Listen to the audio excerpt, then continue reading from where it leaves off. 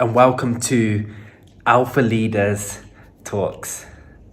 So today we're going to be going over a simple way to set goals, stick to them and hit them. Something that I call the power of three, vision over goals.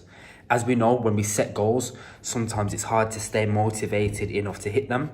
As we know, motivation is temporary. That's why when we set a vision, it's more long lasting and it allows us to stay as motivated as we possibly can, giving us the biggest chance to hit our goals.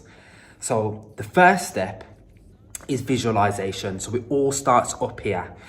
And this basically means you want to be as crazy as possible. You want to visualize as best as you can, give it some real thought. And the things that you want to be thinking about, step number one is what you're wearing or what you have.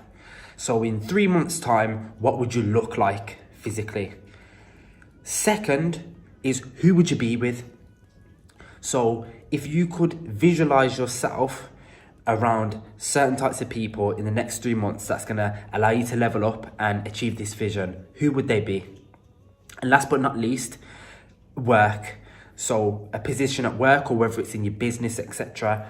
Where would you be there? So where you are now, and in 3 months' time, where would you see yourself? So the second step, once you've visualized, is putting reasons why. So very simply, for whatever you've written or visualized, just put why. Next step is 3 checkpoints. Because as we know, in 3 months' time, that's 12 weeks away. I don't know how much days away, I'm not that good at maths, but it's further on into the future.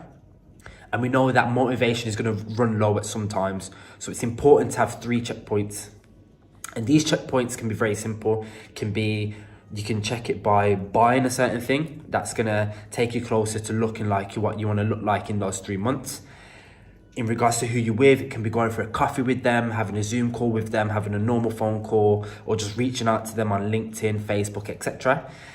And last but not least, work-wise or business-wise, how much sales or how much calls, etc. would you need to do or could you have as a checkpoint, i.e. when you've done 50 calls or 50 sales, that's a checkpoint for you. Then once you've done the visualization, the reasons as to why you want to do it, and also the 3 checkpoints, we all know success doesn't come without change. Because if you didn't need to change something, you would have hit this goal already, or this vision would have been fulfilled already. So things need to be changed. And the 3 easiest ways to make changes in your life is your morning routine. So very simply, could it be that you need to get up a little bit earlier, or that you need to exercise in the morning, or you need to have a glass of water in the morning, or you need to put in breakfast? What's one thing that you can change to your morning routine? Next, at work, what's one thing that you could change? Whether it's working an extra 30 minutes, working an extra hour, making an extra 10 calls, what can you change with work? Then also, before bed.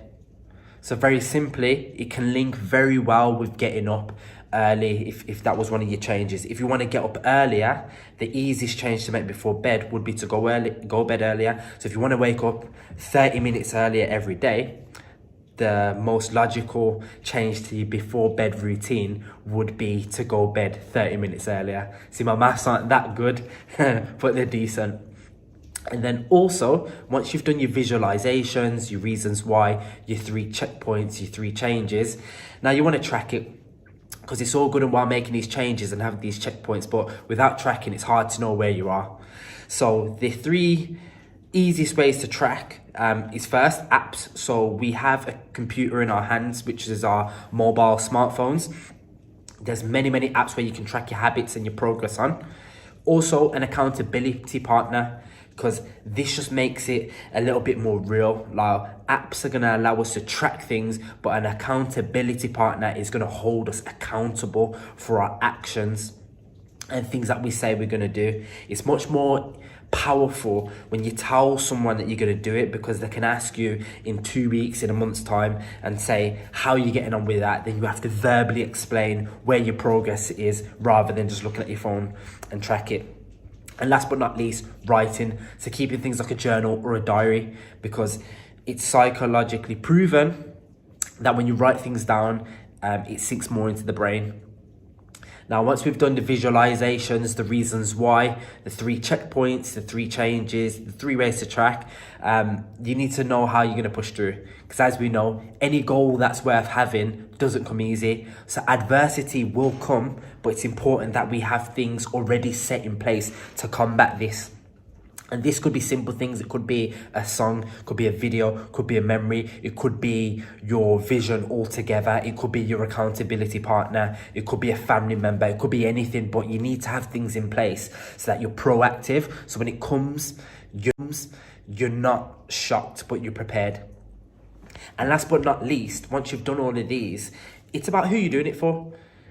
Once again, it's proven that when you're doing things for others, it's easier to remain motivated, because not only do you have to keep your motivation for yourself, but you have to keep it for that person or that group of people or your family, etc. So the 3 easiest ways to do this is for a family member,